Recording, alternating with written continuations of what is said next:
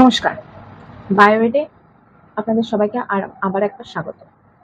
আজ আমাদের টপিক হচ্ছে ট্যাক্সোনমি এবং সিস্টেমেটিক্স। ট্যাক্সোনমি কথাটা যখনই আসে তখনই প্রথমে আগে জানতে হবে যে ট্যাক্সোনমি কি, ট্যাক্সোনমি শব্দের অর্থই বা কি। ট্যাক্সোনমি কথার অর্থ হলো বিন্যাস বিধি। দুটি গ্রিক শব্দ ট্যাক্সিস আর নোমোস।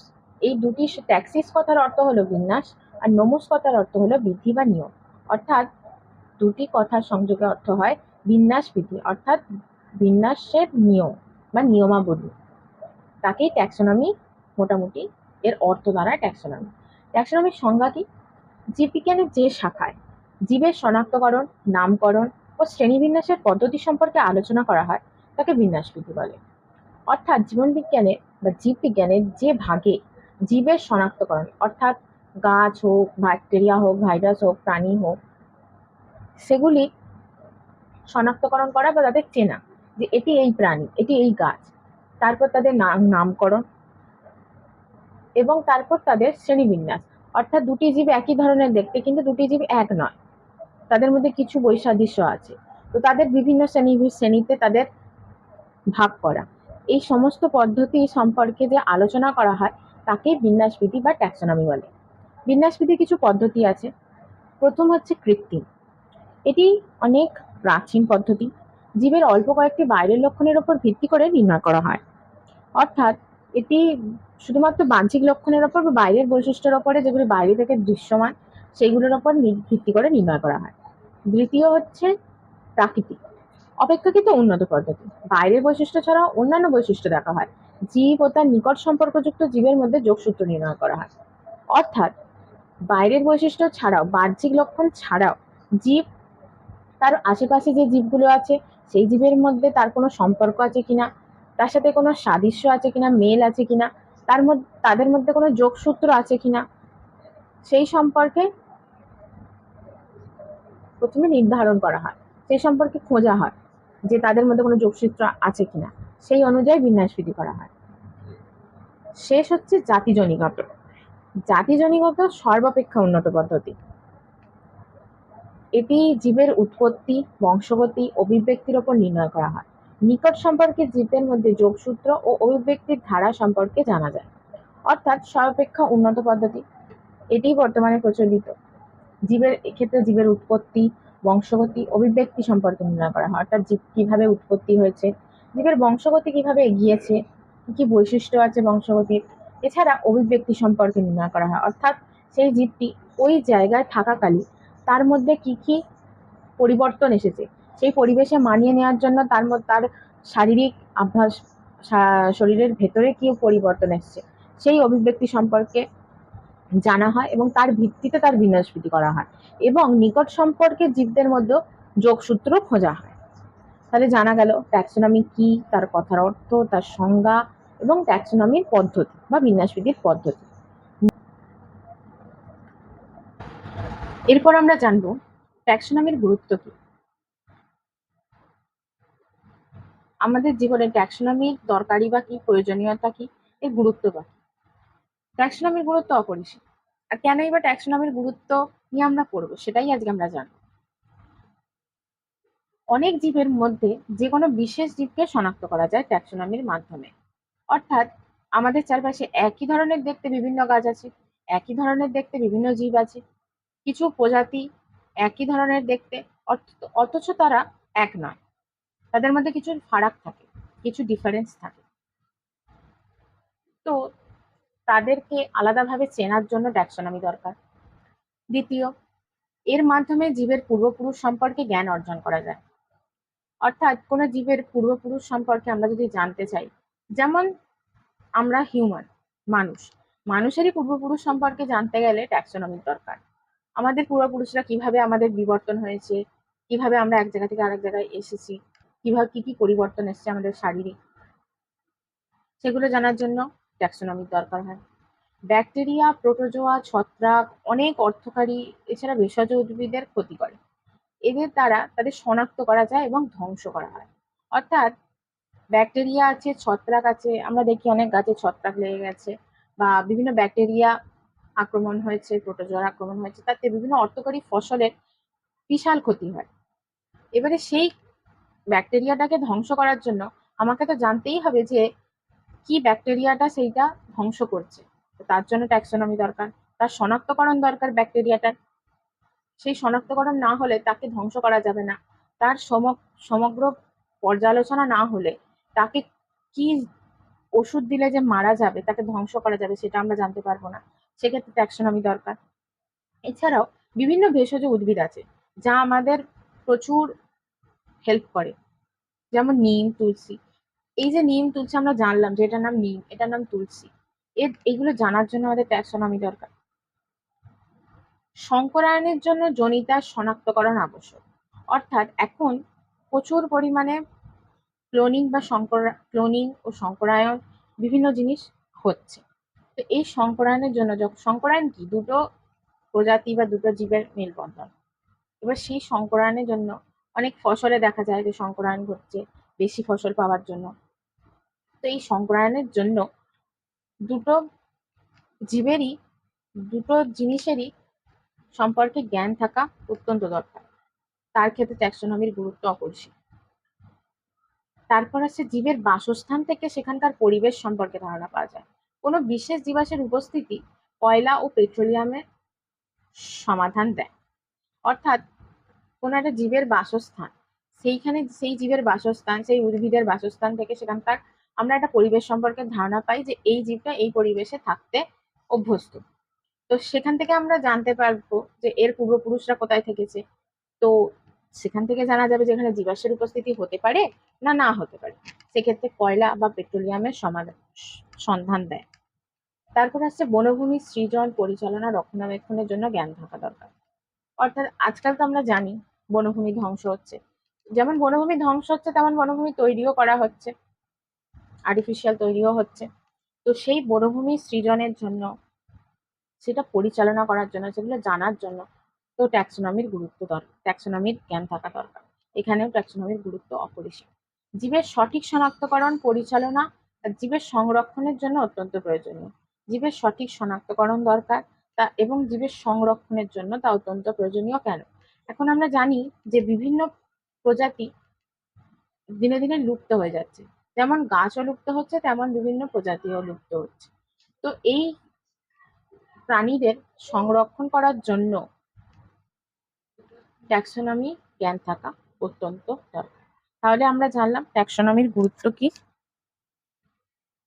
এরপর আমরা আসবো সিস্টেমেটিক্স। ট্যাক্সোনমি হলো, এবার আসছে সিস্টেমেটিক্স। এবার আমরা কিছু বিশেষ বিশেষ সংজ্ঞা পড়ব এবং কিছু বিশেষ বিশেষ জিনিস পড়ব। সিস্টেমেটিক্স। সিস্টেমেটিক্স কি? জীবের প্রকারভেদ, বৈচিত্র্য, তাদের সম্পর্কে বৈজ্ঞানিক পর্যালোচনাকে সিস্টেমেটিক্স বলে। উচ্চারণটা কিন্তু সিস্টেমেট্রিক্স নয়, সিস্টেমেটিক্স। অনেক সময় সিস্টেমেট্রিক্স হয়ে যায়, লিখতে গেলে শুনতে গেলে আমাদের ভুল হতেই পারে। তো সিস্টেমেটিক্স কথাটা জীবের প্রকারভেদ, বৈচিত্র্য এবং তাদের সম্পর্কে বৈজ্ঞানিক পর্যালোচনাকে সিস্টেমেটিক্স বলে। অর্থাৎ জীবের বিভিন্ন প্রকারভেদ আছে, জীবের বিভিন্ন বৈচিত্র্য দেখা যায়। যেমন একই প্রজাতির মধ্যে বিভিন্ন ধরনের বৈশিষ্ট্য দেখা যায়। হালকা হয়তো বৈসাদৃশ্য আছে, কিন্তু তাও সেই জীব প্রজাতিটি আর একটা প্রজাতি থেকে সম্পূর্ণভাবে আলাদা। এক্ষেত্রে বৈচিত্র্য দেখা যায়। তাদের সম্পর্কে এই সমস্ত বৈজ্ঞানিক আলোচনা, পর্যালোচনাকেই বলা হয় সিস্টেমেটিক্স। তারপর আসছে সিবলিং প্রজাতি। সিবলিং প্রজাতি কি? এই সিবলিং প্রজাতি কোশ্চেনটা বারবার ট্যাক্সোনমি থেকে আসে। খুবই অত্যন্ত গুরুত্বপূর্ণ জিনিস হচ্ছে সিবলিং প্রজাতি কি। সিবলিং প্রজাতি কি, বা কখনো কখনো উদাহরণ দিয়ে বলে এগুলির মধ্যে কি লিঙ্ক আছে, বা সিবলিং প্রজাতি কাকে বলে, বা সিবলিং প্রজাতি কি। তো সিবলিং প্রজাতি হচ্ছে বাইরের দিক থেকে সাদৃশ্যযুক্ত যখন দুটো জীব পপুলেশন জননগতভাবে আলাদা হয়, তখন তাদের সিবলিং প্রজাতি বলে। অর্থাৎ দুটি জীব, অর্থাৎ দুটি প্রজাতি বাইরের দিক থেকে সমস্তভাবে এক দেখতে, একই তার গায়ের রং, একই তার চুলের কালার, একই তার সব, একই নাক, একই চোখ, একই, কিন্তু জননগতভাবে অর্থাৎ জেনেটিক ভাবে সে আলাদা সেই জীব থেকে, সেই প্রজাতি থেকে বা সেই পপুলেশনটা থেকে, তখন তাদের সিবলিং প্রজাতি বলে। যেমন হচ্ছে ড্রসোফিলা। ড্রসোফিলা একটা মাছি। ড্রসোফিলা পার্সিমিডিস আর ড্রসোফিলা সিবোস্কুরা এই দুটি একই ধরনের দেখতে, কিন্তু এদের দুজনের মধ্যে জননগত অর্থাৎ জেনেটিক ভাবে এরা আলাদা। তো এটা হচ্ছে সিবলিং প্রজাতি। নেক্সট আসছে হায়ারার্কি। বিভিন্ন এককের সাহায্যে জীবকে নিম্ন স্তর থেকে সর্বোচ্চ স্তরে অন্তর্ভুক্ত করাকে হায়ারার্কি বলে। তার মানে কি? এক্ষেত্রে কিছু একক আছে, যে এককের সাহায্য নিয়ে আমরা জীবকে একটা স্তর থেকে আর একটা স্তরে নিয়ে যাই এবং উচ্চ স্তরে সেটিকে স্থাপন করি। একেই বলা হয় হায়ারার্কি। অর্থাৎ প্রথমেই আসবে কোনো একটা প্রজাতি। এই প্রজাতি, গণ, গোত্র এগুলো সবই হচ্ছে একক। কতগুলি প্রজাতি মিলে হবে একটা গণ, কতগুলি গণ মিলে হয় একটা গোত্র, কতগুলি গোত্র মিলে হয় একটা বর্গ, কতগুলো বর্গ মিলে হয় একটা শ্রেণী, কতগুলো শ্রেণী মিলে হয় একটা পর্ব, কতগুলো পর্ব মিলে হয় একটা রাজ্য। অর্থাৎ যেমন আমরা হিউম্যানের হিউম্যানের আমরা একটা আলাদা রাজ্য, তার অন্তর্গত একটা পর্ব, তার অন্তর্গত একটা শ্রেণী, তার অন্তর্গত একটা বর্গ, তার একটা অন্তর্গত একটা গোত্র, তার অন্তর্গত একটা গণ, তার অন্তর্গত একটা প্রজাতি থেকে আমরা বিলং করি। মানে শুধুই বললে হবে না যে আমরা হিউম্যান একটা জাতি। আমরা মানে এত জীব আছে তার মধ্যে কিভাবে বুঝবে যে এটা হিউম্যানটা আলাদা, ব্যাকটেরিয়াটা আলাদা? তো ব্যাকটেরিয়ার ক্ষেত্রে তার রাজ্য আলাদা হবে, কারণ ব্যাকটেরিয়া আর মানুষ তো এক হতে পারে না, ডেফিনেটলি তারা আলাদা। সেরকমই বিভিন্ন বিভিন্ন জীব আলাদা আলাদা রাজ্যের অন্তর্ভুক্ত, আলাদা আলাদা পর্বের অন্তর্ভুক্ত, আলাদা আলাদা শ্রেণীর অন্তর্ভুক্ত।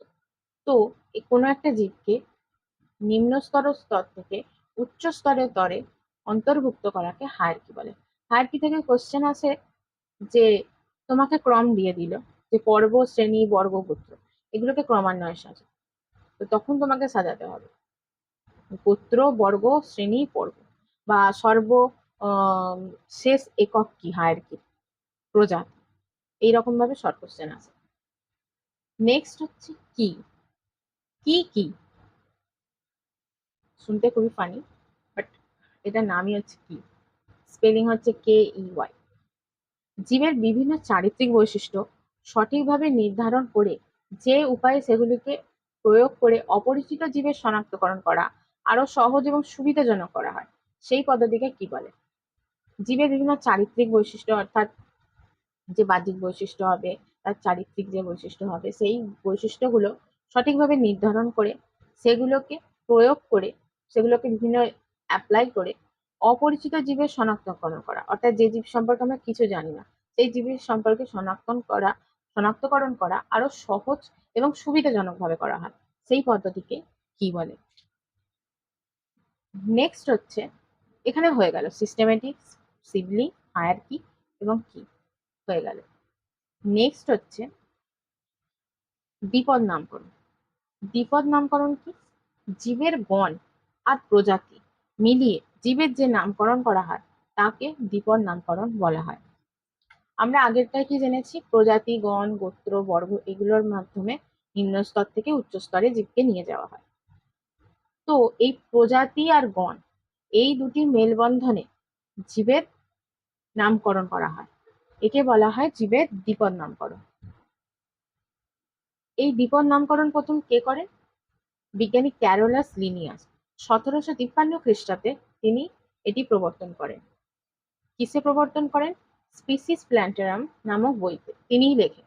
1758 খ্রিস্টাব্দে সিস্টেমা ন্যাচুরি বইতে তিনি এটার আবার আপডেটেড ভার্সনটা বার করেন, আরো আপডেট করেন, আরো আরো প্রজাতির আরো জীবের নামকরণ করেন, দ্বিপদ নামকরণ করেন এবং সেগুলি এই বইতে লিখে রাখেন। এই দ্বিপদ নামকরণের কিছু নিয়ম আছে। সেই নিয়মগুলি হলো, একই নামের গণ। উদ্ভিদ ও প্রাণীর একই নামের গণ হতেই পারে, অর্থাৎ যে প্রাণীর এই গণের নামটা আছে উদ্ভিদের এটা হবে না তা কিন্তু নয়, একই নামের উদ্ভিদ এবং প্রাণীর গণ হতেই পারে। সেকেন্ড, গ্রহণযোগ্যতার সময়। 1753 খ্রিস্টাব্দে আগে প্রকাশিত কোনো জীবের নাম গ্রহণযোগ্য নয়। অর্থাৎ 1753 খ্রিস্টাব্দের আগে কোনো বিজ্ঞানী যদি কোনো উদ্ভিদ বা প্রাণী বা কোনো জীবের নামকরণ করে থাকে তা কিন্তু গ্রহণযোগ্য হবে না। তৃতীয়, লেখার পদ্ধতি। কোনো প্রজাতি নামের সংশোধন লেখার পদ্ধতি ল্যাটিন ভাষায় লিখতে হয়, ইটালিক হরফে লিখতে হয়। দ্বিপদ নামকরণ সবসময় ল্যাটিন ভাষায় হবে, যেটাকে আমরা সাইন্টিফিক নেম হিসেবে বলি। যেমন যেমন হিউম্যানের নাম হচ্ছে হোমো স্যাপিয়েন্স, তো হোমো আর স্যাপিয়েন্স দুটি ওয়ার্ডের মেলবন্ধনে হচ্ছে এর সাইন্টিফিক নেম বা বিজ্ঞানসম্মত নাম বা দ্বিপদ নামকরণ।